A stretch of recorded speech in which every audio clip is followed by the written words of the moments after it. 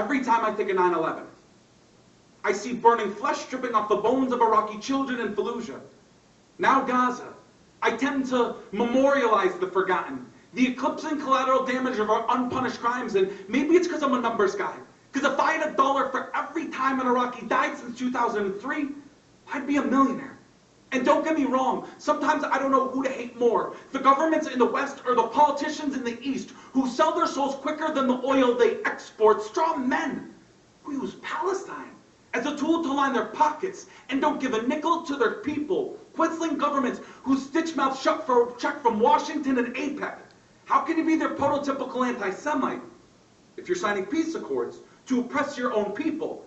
And then Orientalists and idiots want to talk about how we can't have democracy in the Middle East because of what happened in Gaza.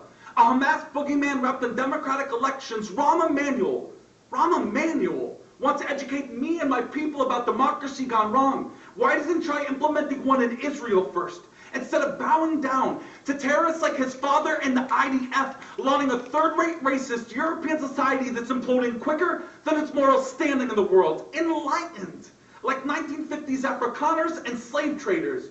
Just because a house is beautiful doesn't mean the bones you built it on have fully decomposed. The Israeli left is about as alive as Ariel Sharon. I am sick and tired. I am sick and tired of asking for permission to resist from antiquated leftists and progressives who care more about keeping it kosher than moving things forward. I put down my pen and waving fist to resist with college kids and Palestinians, boycott and divest, because honestly, who cares about preserving a living when governments are killing civilians? Complicity by silence and reserve units bombing Gaza. Your academics and scholars, theater groups and practitioners are part of the problem. And if logic doesn't fit into your long-term plan of rejecting my right to return, I'm sorry. Maybe one day you return to reality where my people have babies quicker than Zionists can concoct ordinary options. I'm not looking for your sympathy or your introspective confessions.